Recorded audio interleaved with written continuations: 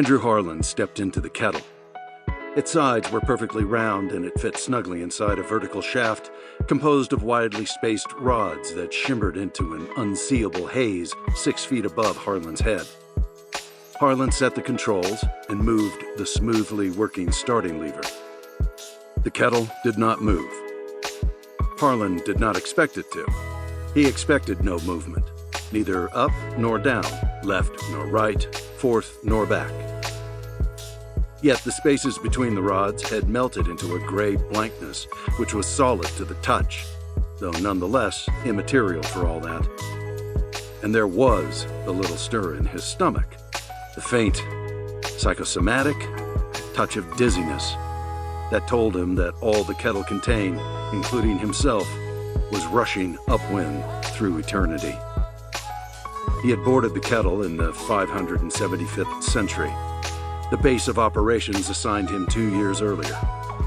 At the time, the 575th had been the farthest upwind he had ever traveled. Now he was moving upwind to the 2456th century. Under ordinary circumstances, he might have felt a little lost at the prospect. His native century was in the far downwind, the 95th century to be exact. The 95th was a century stiffly restrictive of atomic power, faintly rustic, fond of natural wood as a structural material, exporters of certain types of distilled potables to nearly everyone, and importers of clover seed. Although Harlan had not been in the 95th since he entered special training and became a cub at the age of 15, there was always that feeling of loss when one moved outwind from home.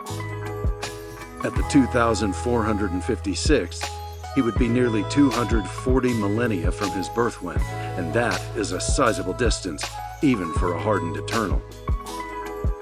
Under ordinary circumstances, all this would be so.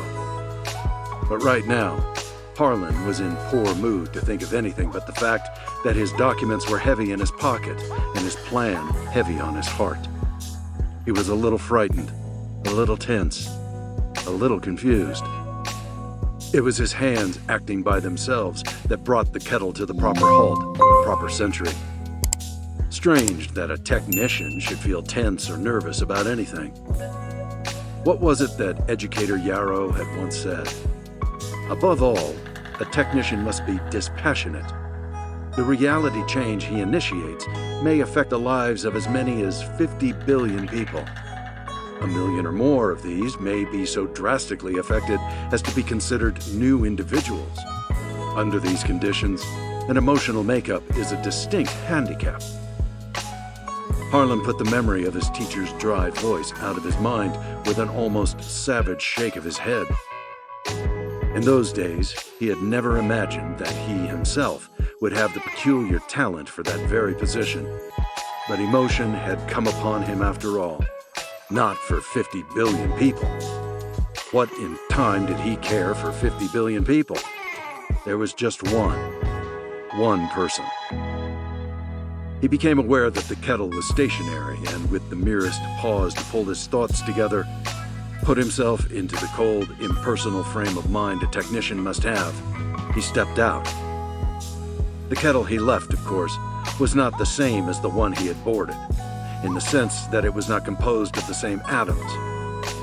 He did not worry about that any more than any eternal would. To concern oneself with the mystique of time travel, rather than with the simple fact of it, was the mark of the cub and newcomer to eternity. He paused again at the infinitely thin curtain of non-space and non-time which separated him from eternity in one way and from ordinary time in another. This would be a completely new section of eternity for him. He knew about it in a rough way, of course, having checked upon it in the temporal handbook. Still, there was no substitute for actual appearance, and he steeled himself for the initial shock of adjustment. He adjusted the controls, a simple matter in passing into eternity, and a very complicated one in passing into time, a type of passage which was correspondingly less frequent.